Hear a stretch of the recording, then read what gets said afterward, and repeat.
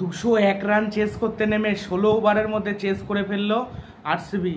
গুজরাটকে হারালো। গুজরাট করলো 200 রান, সে 201 run target দিয়েছিল, 206 রান করে ফেললো 16 ওভারে আরসিবি। উইল জ্যাক্স করলো সেঞ্চুরি। কেউ ভাবতে পেরেছিল উইল জ্যাক্স সেঞ্চুরি করবে?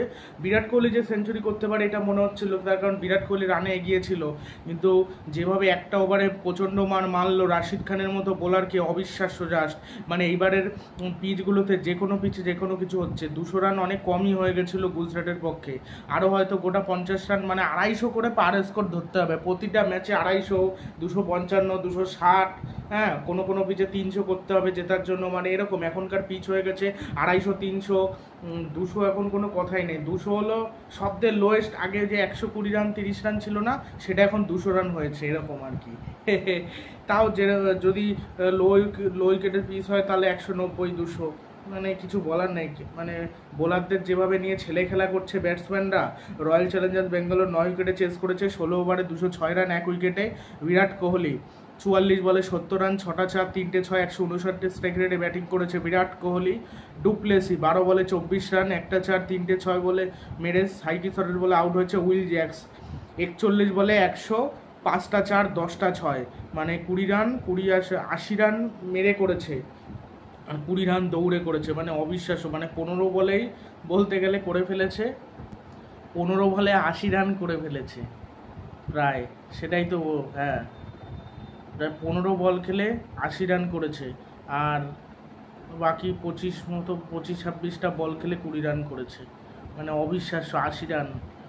মানে 5টা 4 মেরেছে 20 রান, আর 10টা 6 মেরেছে 60 রান, 80 রান হয়ে গেল। মানে অবিশ্বাস্য। 243 স্ট্রাইক রেটে ব্যাটিং করেছে উইল জ্যাক্স, অপ্রতিরোধ্য। কি দারুণ 6 যে মারছিল will Jacks, just অপ্রতিরোধ্য। Virat Kohli একপাশে দাঁড়িয়ে হাসছিল, এটা কী হচ্ছে। আর মোস্ট 500+ রান সিজনে ডেভিড ওয়ার্নার 7 বার, বিরাট কোহলি 7 বার, শিখর ধাওয়ান 5 বার, কেএল রাহুল 5 বার। মানে 500-র উপর রান করেছে বিরাট কোহলি 7 বার সিজনে। আর এইবার যদি 500+ রান করতে পারতো ওয়ার্নার তো এবার খেললোই না। ওয়ার্নার তাহলে 8টা করতে পারতো, 7টা আগে করা ছিল। আর 1 ওভারে 15 রান দিয়েছে সন্দীপ ওয়ারিয়ার। সাইকিসর 3 ওভারে 30 রান দিয়ে 1 উইকেট নিয়েছে। রাশিদ খান 4 ওভারে 51 রান খেয়েছে, কোনো উইকেট পায়নি। নূর আহমেদ 4 ওভারে 43 রান খেয়েছে, কোনো উইকেট পায়নি। মহিত শর্মা 2 ওভারে 41 রান খেয়েছে। এই রানটা যদি আর কি মানে চেস করতো গুজরাট টাইটান্স, তাহলে যে চেস করবে সেই জিতবে। চেস করার সময় যেন উইকেট আরও বেশি পাটা উইকেট হয়ে যায়। যখন আরসিবি ব্যাট করছিল তখন ব্যাটিং সহায়ক পিচ ছিল। কোহলি আর উইল জ্যাক্সের মধ্যে 74 বলে 166 রানের পার্টনারশিপ হয়েছিল, আর বিরাট কোহলি আর ডুপ্লেসির মধ্যে 23 বলে 40 রানের পার্টনারশিপ হয়েছিল। 1 থেকে 6 ওভারে 63 রান উঠেছিল। মানে 40 রানে 1 উইকেট পড়ে যাওয়ার পর যেভাবে পার্টনারশিপ করে, জাস্ট অবিশ্বাস্য, সেরা। আর মোস্ট 50+ রান, মানে রান চেজের ক্ষেত্রে 50+ স্কোর করে ডেভিড ওয়ার্নার 35 বার, 35টা। বিরাট কোহলি 24টা, 54টার মধ্যে 24টা। আর শিখর ধাওয়ান 23টা, 22টা কেএল রাহুল, 20টা গৌতম গম্ভীর। অবিশ্বাস্য। আর সব থেকে বেশি, তবে আরসিবি একটা লজ্জাজনক রেকর্ড করেছে, সব থেকে বেশি 200 রান খেয়েছে। 28 বার খেয়েছে আরসিবি 200 রান, পাঞ্জাব খেয়েছে 28 বার। আগে পাঞ্জাব খেয়েছিল, এখন আরসিবি পাঞ্জাবের সাথে যুক্ত হয়েছে এই লজ্জার রেকর্ডের সাথে। গুজরাট আর 4টে ম্যাচ খেলবে, 4টে জিতেছে, 6টা হেরেছে শুভমান গিলের নেতৃত্বে। আর ওদিকে আরসিবি 3টে জিতেছে, 7খানা হেরেছে, পরপর 7খানা ম্যাচ হেরেছে। মানে খুবই খারাপ খেলেছে। আর এখন পয়েন্টস টেবিলের যা অবস্থা, মানে 4টে ম্যাচে জিততে হবে দুটো টিমকে। একটা ম্যাচ হারবে, একটা ম্যাচ হারলেই প্লে অফে যাওয়ার রাস্তা থেকে ছিটকে যাবে। আর মানে নেট রান রেট মাইনাসে থাকলেও এখন চান্স রয়েছে আরসিবির পক্ষে বা গুজরাটের পক্ষে। যদি এরপরে আরসিবি ম্যাচ খেলবে আবার গুজরাটের সাথে মে 4 তারিখে, সেটা খেলবে আবার বেঙ্গালুরুতে। তারপর পাঞ্জাব কিংসের সাথে 9 মে খেলবে, তারপর 12 মে খেলবে, তারপর 18 মে চেন্নাইয়ের সাথে খেলবে। মানে গুজরাট, পাঞ্জাব, দিল্লি, চেন্নাই, এদের মধ্যে একটাতে তো হারবেই, একটা ম্যাচে হারবেই। এবার যার সাথে হারবে ওইখানেই কোয়ালিফাই, মানে ছিটকে যাবে। 7টা জিতলেও যেতে পারবে না। কোয়ালিফাই করতে পারবে না আরসিবি, তার কারণ নেট রান রেট খারাপ থাকবে। আর গুজরাটের পক্ষেও প্রায় অসম্ভব, তবে 4টে জিতলে 8টা যেতে হবে সেক্ষেত্রে। তবে 8টা 3টে 7টা জিতলেও এখনও অসুবিধা নেই, যাওয়া যায়, কিন্তু প্রায় কঠিন। 4টে ম্যাচ আরসিবিকে হারাতে হবে, চেন্নাইকে হারাতে হবে, কলকাতাকে হারাতে হবে, আবার হায়দ্রাবাদকে হারাতে হবে। কঠিন 3টে টিমকে হারাতে হবে, কলকাতা, চেন্নাই, হায়দ্রাবাদ 3টে, আবার তার সাথে ব্যাঙ্গালোরকে হারানো চপের হয়ে যাবে। আজকে তো ব্যাঙ্গালোরের কাছে হেরে গেল, এই জন্য কী হবে বলা যাচ্ছে না। কোন দল প্লে অফে যেতে পারে বলা মুশকিল, মানে এদের মধ্যে হয়তো কেউ যেতে পারবে না আমার যতদূর মনে হয়। এরপরে তো হায়দ্রাবাদের খেলা শুরু হবে, হায়দ্রাবাদ আর চেন্নাইয়ের। গুজরাট 200 রান তোলে, মানে এখনকার ম্যাচে 200 রান কোনো ব্যাপারই না, মানে 200 রান অলরেডি ওঠেই, বেশিরভাগ ম্যাচে 250 রানই হয়, মানে রানের বন্যা হচ্ছে এবারের আইপিএলে। গুজরাট টাইটান্স 200 রান তোলে 3 উইকেটে 20 ওভারে 200 রান। একসময় মনে হচ্ছিল না উঠবে, একসময় মনে হচ্ছিল 160, 65 বা 170 রান হয়তো উঠবে, কিন্তু তারপরে 200 রান হয়। একমাত্র সেই সুদর্শনের ভালো ব্যাটিং আর শাহরুখ খানের ব্যাটিংয়ের জন্য। শাহরুখ খান এই প্রথম 50 রান করেছে আইপিএলে, এর আগে যতগুলো ম্যাচ খেলেছে আজকে 30 বলে যে 58 রান করেছে, 3টে 4, 5টা 6 মেরেছে। আজকের ইনিংসটাই সেরা ছিল, 193 স্ট্রাইক রেটে ব্যাটিং করেছে শাহরুখ খান। সাই সুদর্শন 84 রান করেছে, আমি ভেবেছিলাম হয়তো সেঞ্চুরি করবে, শেষ দিকে এত ডট বল খেললো মিলার আর শর্ট রান নিল, যার কারণে আর সাই সুদর্শন খেলারই সুযোগ পেল না। 49 বলে 84 রানে নট আউট থেকে গেল, 8টা 4, 4টে 6, 171 স্ট্রাইক রেটে। সাই সুদর্শন অরেঞ্জ কাপের লিস্টে রয়েছে 1 থেকে 5-এর মধ্যে থেকে। আমার মনে হয় না অরেঞ্জ কাপ জিততে পারবে বলে, বিরাট কোহলি অনেকটা এগিয়ে রয়েছে। আর এরপরে বিরাট কোহলি জেতার সম্ভাবনা রয়েছে। এবার যদি সাই সুদর্শনের দল ফাইনালে যায় বা সেমিফাইনালে যায় তাহলে জিততে পারে। এবার যে দল ফাইনালে যাবে বা সেমিফাইনালে যাবে তাদের মধ্যে থেকে কেউ অরেঞ্জ কাপ জিতবে, সেটা যে কোনো কেউ জিততে পারে। ঋদ্ধিমান শাহ এবারের আইপিএলে জঘন্য খেলছে। ঋদ্ধিমান শাহ এবারের আইপিএলে 8টা ইনিংসে 135 রান করেছে, 16.9 হলো অ্যাভারেজ, মানে ব্যাটিং গড়, 125 হলো স্ট্রাইক রেট, 39 হলো হাইস্ট স্কোর, মানে একেবারে খুবই বাজে ব্যাটিং করেছে ঋদ্ধিমান শাহ। 4 বলে 5 রান করে একটা 4 মেরে স্বপ্নিল সিংয়ের বলে আউট হয়েছে। গিল 19 বলে 16 রান, একটা 4, ম্যাক্সওয়েল আউট করেছে।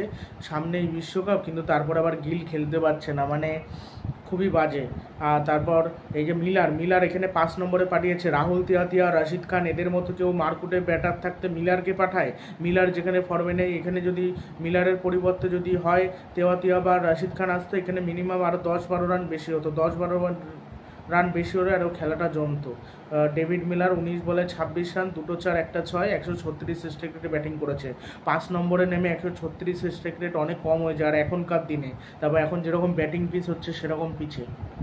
আর এটা যদি স্লো উইকেটে 136 স্ট্রাইক রেটে খেলতো ঠিক ছিল। এই শাহরুখ খান অনবদ্য, শাহরুখ খানকে যেরকম আগে ব্যাটিংয়ে পাঠিয়েছিল, হার্ড হিটার কাউকে একটু আগে পাঠাতে হয়, তাহলে আমার মনে হয় ভালো হতো। হয়তো ডানাতি বাহাতি কম্বিনেশনও না কেন, মিলারও লেফটি আর সাই সুদর্শনও কিন্তু লেফটি।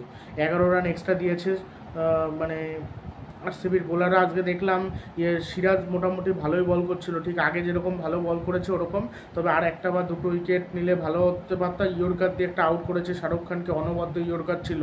4 ওভারে 34 রান দিয়েছে, 1 উইকেট নিয়েছে, ইকোনমি 8.5। আর স্বপ্নিল সিং 3 ওভারে 23 রান দিয়ে 1 উইকেট নিয়েছে। ইয়াজদাল 4 ওভারে 34 খেয়েছে, কোনো উইকেট পায়নি। ম্যাক্সওয়েল 3 ওভারে 28 রান দিয়ে 1 উইকেট নিয়েছে। আজকে আবার ম্যাক্সওয়েলকে খেলানো হয়েছিল লকি ফার্গুসনের জায়গায়। লকি ফার্গুসনকে তো বাদ দিয়ে দেওয়া হয়েছিল, তার কারণ ম্যাক্সওয়েলকে খেলানো হয়েছিল তার বোলিং ব্যাটিংয়ের জন্য। আর কান শর্মা 3 ওভারে 38 রান খেয়েছে আর উইকেট পায়নি। ক্যামেরন গ্রিন 3 ওভারে 42 রান খেয়েছে, কোনো উইকেট পায়নি।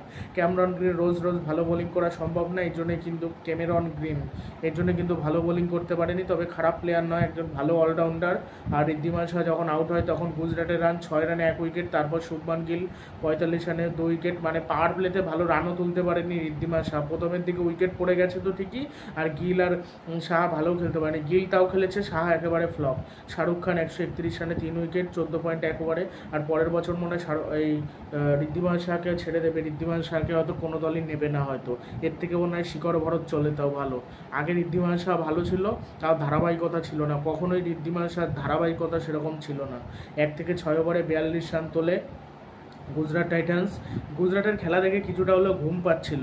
আর আজকে যে সাই সুদর্শন আর শাহরুখ খানের যে 45 বলে 86 রানের পার্টনারশিপ হয়েছে, এর জন্য রানটা একটু ভালো হয়েছে, নাহলে এটাও হতো না। সাই সুদর্শন আর গিলের মধ্যে 34 বলে 39 রানের পার্টনারশিপ হয়েছিল।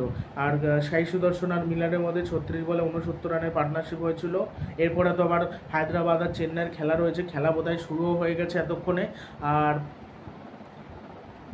সাই সুদর্শন এর আগে যে কটা ম্যাচে খেলেছে কোনোবার ওপেন করেছে, মানে এর আগে মানে আগের বছর বা তার আগের বছর যখন খেলেছে 3 নম্বরে পাক্কা নামতো, এবার কোনো কোনো ম্যাচে 4 নম্বরও নেমেছে, যার কারণে তার খেলতে সুবিধা হতো। এবার ওপেন যখন একটা টপ অর্ডার প্লেয়ারকে বা যে 4 নম্বরে মিডিল অর্ডারে ব্যাট করে সে যদি হট করে ওপেন করতে আসে তার কিন্তু সমস্যা হয়। এই সমস্যা হয়েছিল সাই সুদর্শনে, যার কারণে কিন্তু স্টার্ট মেরে দিতে পারতো না। মানে মেরে একমাত্র পাওয়ার প্লে শুরু করেছে কেকেআর, মুম্বাই ইন্ডিয়ান্স, এরা খুব মেরে শুরু করেছে। তারপর আর কোন দল, আর হায়দ্রাবাদ এই কটা দলই কিন্তু শুরু করেছে। আরসিবিও শুরু করেছে, কিন্তু কিছু সময় আবার উইকেট পড়ে গেছে। আগের বছর খুব ভালো শুরু করেছিল। আর আমি একটু টি-20 ওয়ার্ল্ড কাপের কথা বলি। টি-20 ওয়ার্ল্ড কাপে ওয়াসিম জাফর একটা 15 জনের স্কোয়াড বেছে নিয়েছে। রোহিত শর্মা অধিনায়ক, যশস্বী জয়সওয়াল, বিরাট কোহলি, সূর্যা কুমার যাদব, ঋষভ পান্ত উইকেট কিপার, শিবম দুবে, হার্দিক পান্ডিয়া, রিঙ্কু সিং, রবীন্দ্র জাদেজা, কুলদীপ যাদব, জসপ্রীত বুমরা, আউসদীপ সিং, মোহাম্মদ সিরাজ, যুজবেন্দ্র চাহাল, সঞ্জু স্যামসন, একদম পারফেক্ট টিম রয়েছে। এবার অনেকে কেএল রাহুলের কথা বলবে, আমি একটু সঞ্জু স্যামসনের পক্ষেই রয়েছি। তার কারণ সঞ্জু স্যামসন 4 নম্বর 5 নম্বরেই খেলে, কেএল রাহুল কিন্তু 4-5 নম্বরে খেলে না টি-20 ক্রিকেটে, সে কিন্তু ওপেন করে। এবার তাকে ওপেনার হিসেবে কিন্তু নেওয়া হবে না। এবার প্রথমবার টি-20 ওয়ার্ল্ড কাপের মতো মঞ্চে আমার মনে হয় না কেএল রাহুলকে খেলানো হবে বলে। এবার ঋষভ পান্তই খেলবে, যদি ঋষভ পান্ত চোট পেয়ে যায় কোনো কারণে সেক্ষেত্রে কিন্তু ওই উইকেট কিপারকে খেলাতে হবে, সেটা আলাদা ব্যাপার। রিঙ্কু সিংকে না রাখলে টিমে হবে না, রিঙ্কু সিংকেও রাখতে হবে, দুবেকেও রাখতে হবে, হার্দিককে বরঞ্চ বাদ দিক। আর আর মিথালি রাজ, মহিলা ক্রিকেটার ভারতের মিথালি রাজ, সে টি-20 ওয়ার্ল্ড কাপের জন্য একটা স্কোয়াড বেছে নিয়েছে। রোহিত শর্মা অধিনায়ক, যশস্বী জয়সওয়াল, বিরাট কোহলি, সূর্যা কুমার যাদব, ঋষভ পান্ত উইকেট কিপার, আর সঞ্জু স্যামসন উইকেট কিপার। বেশিরভাগ সঞ্জু স্যামসন আর পান্তকেই রাখছে, কেএল রাহুলকে অনেকেই রাখছে না, আমিও রাখছি না, আমারও তাই মনে হয়। রিঙ্কু সিং, শিবম দুবে, জাদেজা, দুবেকে প্রায় সবাই রাখছে, আর জাদেজা কেউ আবার হার্দিককেও রাখছে না। হার্দিক পান্ডিয়া, কুলদীপ যাদব, জসপ্রীত বুমরা, যুজবেন্দ্র চাহাল, আউসদীপ সিং, মোহাম্মদ সিরাজ। এবার টি-20 ওয়ার্ল্ড কাপের স্কোয়াড কেমন ঘোষিত হয় সেটাই দেখার বিষয়, কিছুই বলা যায় না। আর গুজরাটের এখন ব্যাটিং সত্যি কথা বলতে দেখতে ইচ্ছে করে না। আরসিবির ব্যাটিং আমার ব্যক্তিগতভাবে এইবারে মজা আসে হায়দ্রাবাদের ব্যাটিং দেখে, কলকাতার ব্যাটিং দেখে, চেন্নাইটাও মোটামুটি, পাঞ্জাবের ব্যাটিং খারাপ না। এই কিছু কিছু টিমের একটু, তাও পাঞ্জাবের ওই কলকাতার বিরুদ্ধে ওই একটা ম্যাচে ভালো করেছিল, আর আগের ম্যাচগুলো এমনি ব্যাটিং ভালো করেনি। এমন কিছু, ওই আশুতোষ শর্মা, শশাঙ্ক সিং, এই দুখানা প্লেয়ার ভালো করেছে, আর খেলতেই পারেনি। মানে ঠিকঠাক হয় না। গুজরাটের যে আগের 2 বছর ভালো খেলে এসছে, এইবার ভালো ঠিকঠাক হচ্ছেই না। তারপর নতুন ক্যাপ্টেন্সি করছে শুভমান গিল, আর শুভমান গিল এই ক্যাপ্টেন্সি করার জন্য হয়তো একটু হলো চাপে পড়ে গেছে, এই জন্য খেলতে পারছে না অতটা মানে যতটা আমরা ভালো সেরাভাবে পারফরমেন্স করতে পারছে না। আইপিএল আমরা দেখেছি, প্রথমে পাওয়ার প্লেতে রানটা উঠেছে ভালো, পাওয়ার প্লেতে রানটা ওঠার পর কী হয়েছে, মিডিল ওভারে রানটা কমে গেছে। মিডিল ওভারে যারা ব্যাট করতে এসছে তারা একেবারে ব্যাটিং করতে সেরকম একটা পারেনি, যার কারণে রানটা কম হয়ে গেছে। আবার ডেথ ওভারে রানটা উঠেছে, ডেথ ওভারে যে রানটা উঠেছে সেইখানেও কেকেআর এগিয়ে রয়েছে। কেকেআর, রাজস্থান রয়্যালসের টিম মানে ব্যাটিং, বোলিং, ফিল্ডিং সবই ভালো। কলকাতা যদি বোলিংটা একটু ভালো হতো আর ফিল্ডিংটা একটু ভালো হতো, কলকাতার সেরা হতো। রাজস্থান রয়্যালসের যেমন ফিল্ডিং, আর মূল ভালো করার কাণ্ডারি হলো টেন বোল এত ভালো বল করে, তার থেকে বোলাররা শিখে যায়। আর কলকাতার যে মেন বোলার চামিরা হোক বা মিচেল স্টার্ক, যে এত কোটি টাকা দিয়ে তাকে কেনা হয়েছে, এত কোটি টাকা দিয়ে যদি তাকে না কেনা হতো, কম টাকায় যদি তাকে কেনা হতো, সে মনে হয় ভালো পারফরমেন্স করে দিত। সে খারাপ পারফরমেন্স করছে, এই কারণেই সে হয়তো চাপে পড়ে যাচ্ছে যে আমার দাম 24 কোটি টাকা, নিজে চাপে পড়ে যে মানে এই মিচেল স্টার্ক, সেই জন্য সে খেলতে পারছে না। সে ভালো করলে হয়তো তার থেকে আরও ভালো করতে পারতো, যারা এমনি রয়েছে তার থেকে শিখতে পারতো, এটাই হলো সমস্যা।